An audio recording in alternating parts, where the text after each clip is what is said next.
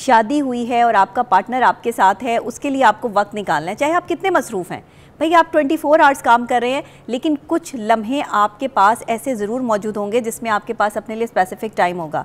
Arrange marriage का सबसे बड़ा प्रॉब्लम ये है कि जो शौहर है ना, वो बीवी को कभी भी वो स्पेस नहीं देता जो वो लव मैरिज में आपको स्पेस मिल जाती है। अच्छा। कि लव मैरिज जैसे नई नई होती है ना, उसमें ज़रा एक चार्म ज़्यादा होता है। मैं हमेशा कहती हूँ कि इसका एक चार्म होता है लव मैरिज का, और वो क्या होता है कि जी आप वीडियो कॉल पर भी साथ हैं, कॉल पर भी साथ हैं, जैसे ही टाइम मिला है चाय के लिए, खाने के लिए, वो बेगम के साथ जो है वो इन टच हो गया, नई नई शादी हुई, उसको जो है वो टाइम को स्पेंड कर रहे हैं। लेकिन दूसरी जगह पर ऐसा नहीं होता। लड़की जो है उससे शदीद मोहब्बत करती है, उसके बगैर रह नहीं सकती, उसके बगैर मर जाएगी, कुछ भी नहीं है उसके बगैर, कक नहीं है उसकी ज़िंदगी। तो लड़का जो है उसको रोल देता है। इसका मतलब ज़रा देखने वालों को बताएं। मुझसे बहुत से लोगों ने बोला कि नबिया आए तो उसका सवाल आपने करना है यहाँ पे ये बाप ऐसा कर रहा है, तेरा बाप अच्छा, बच्चों से ना दोनों को ही नहीं डिस्कस करना चाहिए ना, बाप नहीं दिया, मैं तुझे क्या खिलाऊं, शॉपिंग क्या कराऊं, तू ये क्या है, तू ये नहीं करना चाहिए, नहीं करना चाहिए। इस तरह ना माँ को जो है वो बाप की बातें बच्चों से शेयर करनी चाहिए, ना बच्चों से जो है वो बाप को माँ की बातें शेयर करनी चाहिए। आप दोनों को जो शेयर करना है आपस में करें। आपको जो दोनों में बुराई नज़र आती है आपस में बैठ के उसको सॉर्ट आउट करें। बच्चों के सामने आप ऐसे हो जाएं जैसे आपकी कभी ज़िंदगी में कोई लड़ाई, कोई झगड़ा, कोई मामला ख़राब है ही नहीं। अगर आप एक प्यार की निगाह से देखें तो मेरा ये जुमला भी बहुत वायरल है कि जब एक शौहर अपनी बीवी को प्यार की निगाह से देखता है तो अर्श और फर्श दोनों पर जो है वो इस चीज़ की जो है खुशी मनाई जाती है। और ये बहुत बड़ी बात है। आप अपनी बीवी का जब सुबह माथा चूम के निकलते हैं ना, आप उसके हाथ चूम के निकलें। आप यकीन करें, ये हम अदबन जो है वो किसी भी बुजुर्ग का या किसी भी बड़े बंदे का जो हाथ चूमते हैं ना, वो बीवी जो आपके लिए कपड़े धोती है, आपके लिए बर्तन धोती है, आपके लिए काम करती है, आपके बच्चे संभालती है, आपके कपड़े इस्त्री करती है, आपके लिए खाना पकाती है जिन हाथों से, इसके भी तो हैं। अगर वो हाथ आप चूमना शुरू कर दें और उसका माथा चूम के निकले तो आप यकीन करें कि आपके खुशी के हार्मोन्स जो हैं वो खत्म नहीं होंगे। सारा दिन आपका अच्छा गुजरेगा और उस बीवी का भी अच्छा गुजरेगा। एक हग भी बड़ा हाँ, वो तो देखें, वो आपकी मर्जी है, वो आगे आप जितना मर्जी वो आपकी मर्जी है। लेकिन मेरी जो मर्जी है या मैं जो साइकोलॉजिकली समझाने की कोशिश कर रही हूँ वो इतना ही है कि अगर आप अपनी बीवी का माथा चूम के निकलते हैं सारा दिन, आपका भी अच्छा आजमा के देख लें आप, और उस बीवी का भी। हाँ। वो इसी खुशी में सारा दिन जो है वो जल्दी जल्दी सारा काम कर लेगी, अपने आप को तैयार भी करेगी, लेकिन जब उसका शौहर उसे देखेगा ही नहीं, वो सजेगी किसके लिए, किसके लिए संवरे? वो शख्स जो उसे देखना ही नहीं चाहता है, उसकी तारीफ ही नहीं करता है, उसको कहता है तू सज के भी मज लग रही है, तो फिर वो कहां से तैयार होगी? छोटी छोटी चीजें हैं मेंटल कंपैटिबिलिटी के लिए, मैं बता देती हूँ आपको। आज हमारे पास मौजूद है, समझ गए होंगे आप, डॉक्टर नबिया अली खान सेठ। अस्सलाम वालेकुम। वालेकुम अस्सलाम, कैसी हैं आप? ठीक ठाक। मैंने कहा बताऊं कि भाई इल्म उसी बंदे से पूछना चाहिए जिसके पास रास्ता हो। जब आपके पास इल्म ही नहीं होगा वो रास्ता क्या दिखाएंगी? असल में इल्म जहाँ होता है वहाँ नज़र आ जाता है। सूरत हाल ये है, जो लोग इल्म पे सवाल उठाते हैं उन लोगों को ये समझ लेना चाहिए कि इल्म वहीं होगा जहाँ इल्म हासिल किया होगा। यस, बगैर हासिल किए तो कुछ भी हासिल नहीं होता। ऐसी बात है। तो हर चीज़ जिस तरह मोहब्बत हासिल करनी पड़ती है, और अपनी जो है वो गैर हासिल शुदा मोहब्बत पे इंसान सारी ज़िंदगी जो है वो तलखी का शिकार रहता है, तकलीफ़ में और अजियत में रहता है। इसी को अगर हासिल कर लिया जाए तो भी वो यही सूरत हाल जो है वो इख्तियार कर लेता है, तो हम शायद कभी भी खुश नहीं होते। लेकिन हमें अल्लाह का शुक्र अदा करना चाहिए। सुबह सुबह आपके मॉर्निंग शो में आके तो बंदा वैसे ही एनर्जेटिक हो जाता है आपकी आवाज़ सुन के, जितना एनर्जेटिक आप शो करती हैं माशाल्लाह। ये एनर्जी भी आपके अंदर, ये साइकोलॉजिकली है, जाहिर है आप इस चीज़ को फील करके करती हैं, दिल से करती हैं। अल्लाह बख्शी, मेरी अम्मी मुझे कहती थी कि तुम दुनिया में जो भी काम करती हो ना उसमें सिर्फ तुम्हारी जो है ना जो मॉर्निंग शो वाली चीज़ है, मेरी अम्मी को बहुत पसंद थी। अम्मी कहती थी तुम अपने लोगों के साथ कनेक्ट होती हो, उनके साथ उन्हीं की जैसी लगती हो। मेरे जो मुझे कमेंट्स भी मिलते हैं वो यही मिलते थे।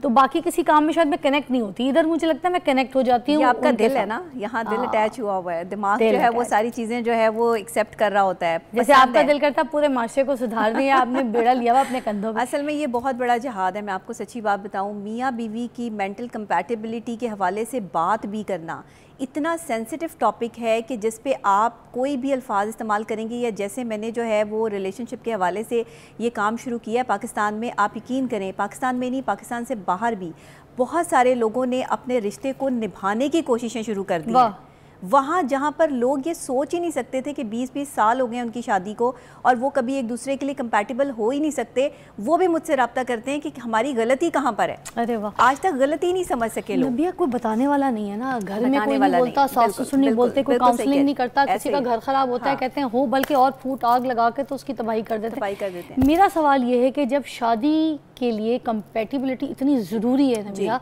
तो वाई कॉम्प्रोमाइज़, बाद में कॉम्प्रोमाइज़ क्यों करना पड़ता है इस कंपैटिबिलिटी के लिए? देखिए, कॉम्प्रोमाइज़ तो नहीं होना चाहिए, आपको ज़िंदगी जो है वो जीनी चाहिए। जब दो लोगों के लिए आप एक दूसरे का रिश्ता देखते हैं तो ये सब चीज़ें बड़ों को भी देखनी चाहिए कि क्या आपके लड़के में इतनी कैपेसिटी है कि वो इस नेचर की लड़की के साथ जो है वो चल सके, क्योंकि दो ख़ानदानों में रिश्ता तो हो रहा है लेकिन दो लोगों की मेंटल कंपैटिबिलिटी बहुत ज़रूरी है। वो दो लोग जो मियाँ बीवी के रिश्ते में बनने वाले हैं उनकी कोई चीज़ तो आपस में मिलनी चाहिए, कोई केमिस्ट्री जो है वो एक होनी चाहिए, उनकी सोच होनी चाहिए। बेसिकली सारी की सारी गेम आपकी सोच की है। जहां आपकी सोच मिलती होगी ना वहां आप खुश होंगे, जहां आपकी सोच नहीं मिलती ना वहां पर आप तकलीफ में होंगे। तो ये जो सोच है ना, बेसिकली हमें इस पे काम करना है, पॉजिटिव और नेगेटिव। आपके पास अभी ब्रेक के बाद आऊंगी तो मैं आपको एक जो है ना सवाल जरूर पूछूंगी। मेरी एक दोस्त है, उसकी अभी रिसेंटली शादी हुई है, डॉक्टर है। उसकी जो हुई है ना वो अरेंज मैरिज हुई है। अब उसके 6 महीने तो गुजर गए, मगर 6 महीने में उसको ना घर, और सिर्फ सास है और बेटा है और कोई नहीं। उसको वो स्पेस नहीं मिल रही, वो she is not happy at all, because जो मियाँ बीवी की कंपेटिबिलिटी है ना वो नहीं मैच कर पा रही है। अब दोनों डॉक्टर भी हैं, दोनों की टाइमिंग भी मैच नहीं करती है और आपस में जो है ना दे आर नॉट हैप्पी। और लड़की छुप के जो है ना she is having the pills and everything so that कि प्रेगनेंसी ना हो सके। सही। तो अब ये सिचुएशंस में मियाँ को नहीं पता, मगर she is not happy, she is not ready because she is qualified doctor, so she don't want to have a baby right now। शादी के लिए सवाल किया था कि एक अरेंज मैरिज है मेरी दोस्त की, ठीक है, and she is not having baby, मियाँ से छुप के she is having the pills and everything. और वो 8 महीने हुए शादी को, मगर उनकी कंपेटिबिलिटी बिल्कुल नॉर्मल नहीं, जबकि सिर्फ एक सास और एक जो है ना लड़की है, एंड दे डॉक्टर्स। देखिए, उनके दरमियान में जो मेंटल कंपैटिबिलिटी का ना होना है वो बहुत सी इसकी रीज़न्स हो सकती हैं। एक तो वक्त का ना होना, जाहिर है कि नई नई शादी हुई है, 8 महीने हुए अभी शादी को, 1 साल नहीं हुआ पूरा, तो इसमें प्रॉपरली जो है वो एक दूसरे को जब आप टाइम नहीं दे पा रहे होते या एक दूसरे के साथ टाइम स्पेंड नहीं कर पा रहे होते तो एक दूसरे को समझने के लिए कुछ टाइम चाहिए होता है। तो वहाँ पर ये जो है वो प्रॉब्लम आती है कि अगर एक वेल नोन बंदा है और उसको पता है एक पढ़ा लिखा बंदा है, अब जैसे आप कह रही हैं कि वो डॉक्टर हैं, तो लड़की भी डॉक्टर है लड़का भी, और दोनों एक दूसरे को टाइम उनकी अलग है, जाहिर है शाम को वो पहले आता है, बाद में बीवी आती है। बिल्कुल। तो सास भी ये कहती है कि घर नहीं देखती, बाहर देखती है, तो बाहर उसको बहुत काम करना पड़ता है। बिल्कुल जाहिर बात है, वो ड्यूटी टफ होती है डॉक्टर्स की, और 24 आवर्स क्या 48 आवर्स भी जो है वो चले जाते हैं इस चीज़ में, जिसकी वजह से मामला ख़राब होते हैं। अच्छा देखिए, यहाँ पर ना दोनों को समझना है, अपने लिए टाइम निकालना पड़ेगा। अच्छा। उनको अपनी ड्यूटी में से जो भी जैसे भी वो करें, लेकिन अपने लिए कुछ वक्त उन्हें निकालना पड़ेगा। जब उनकी ऑफ होती होगी या जब उनके पास जो है वो फ्री टाइम होता होगा तो वो जाहिर है कि उसे आराम में गुजार देते होंगे कि उन्हें जाहिर है आराम भी करना है। लेकिन यहाँ पर ही वो पॉइंट है कि जहाँ शादी हुई है और आपका पार्टनर आपके साथ है, उसके लिए आपको वक्त निकालना है, चाहे आप कितने मसरूफ़ हैं। भाई आप 24 आवर्स काम कर रहे हैं, लेकिन कुछ लम्हे आपके पास ऐसे ज़रूर मौजूद होंगे जिसमें आपके पास अपने लिए स्पेसिफिक टाइम होगा। आप वीडियो कॉल पे भी इन टच रह सकते हैं, आप कॉल पे भी इन टच रह सकते हैं। ये केमिस्ट्री नहीं हो रही है ना, ये केमिस्ट्री नहीं हो सकती अरेंज मैरिज में। ये बेसिकली अरेंज मैरिज का सबसे बड़ा प्रॉब्लम ये है कि जो शौहर है ना वो बीवी को कभी भी वो स्पेस नहीं देता जो वो लव मैरिज में आपको स्पेस मिल जाती है। कि लव मैरिज जैसे नई नई होती है ना, उसमें ज़रा एक चार्म ज़्यादा होता है। मैं हमेशा कहती हूँ कि इसका एक चार्म होता है लव मैरिज का, और वो क्या होता है कि जी आप वीडियो कॉल पे भी साथ हैं, कॉल पे भी साथ हैं, जैसे ही टाइम मिला है चाय के लिए, खाने के लिए, वो बेगम के साथ जो है वो इन टच हो गया, नई नई शादी हुई है, उसको जो है वो टाइम को स्पेंड कर रहे हैं। लेकिन दूसरी जगह पर ऐसा नहीं होता। आपकी इसी सवाल का मैं आप में ही सवाल करूँगी कि बाद में कैसा क्या हो जाता है। कुछ लव मैरिज भी ऐसी होती हैं जहाँ पर बड़ा टाइम लवी डवी कपल होते हैं, 2-3 महीने के बाद पता चलता है नहीं भाई बस ठीक है इतना ही हो गया। लड़का सारी रात दोस्तों में बैठा होता है, शीशे पी रहा होता है, ड्राइवों पे जा रहा होता है, गैदरिंग कर रहा होता है, लड़की अकेले घर बैठी होती है, दोस्तियों में जाती है, कमेटी पार्टियां शुरू कर देती है।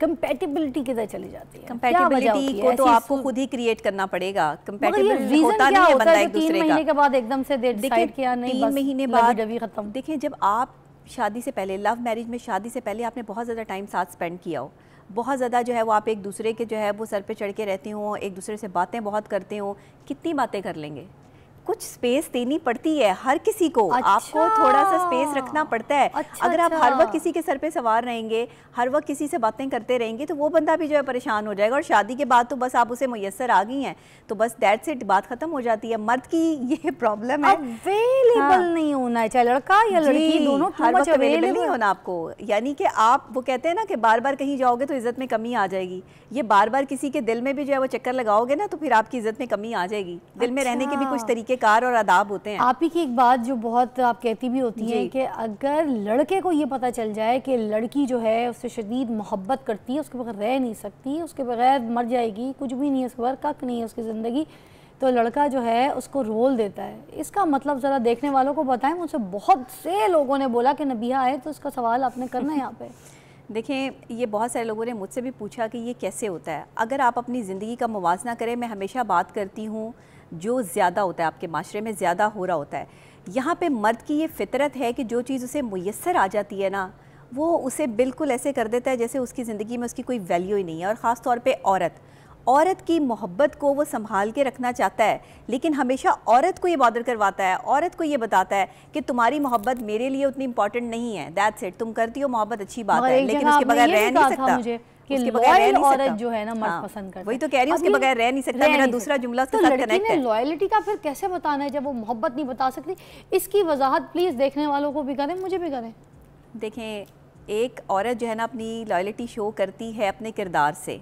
जब उसका शौहर उसके साथ नहीं है या घर पर नहीं है या वो बाहर है, अगर वो हर चीज़ को जो है वो छुपा के करेगी और अपने शौहर के साथ वो कनेक्टिव नहीं रहेगी, ना उसकी कनेक्टिविटी जो है वो शौहर के साथ ज़्यादातर रहेगी, तो शौहर के दिल में जो है वो शक व शुबहात आएंगे, मामलात ख़राब होंगे। दोनों को चाहिए कि एक दूसरे के साथ इन टच ऐसे रहें कि एक दूसरे के सर पे सवार भी ना रहें, मगर एक दूसरे पे पूरी नज़र सानी भी रखें। ये नहीं है कि आप नज़रें रख के बैठ जाएं कि मेरा शौहर क्या कर रहा है। औरत भी रखे, बिल्कुल मर्द भी रखे। और औरत तो अपनी प्लेस शादी के बाद ऐसे हो जाए आपकी, ये आपका मोर्चा है, आप इसके सिपाही हैं, और औरत को तो वो जगह छोड़नी ही नहीं है।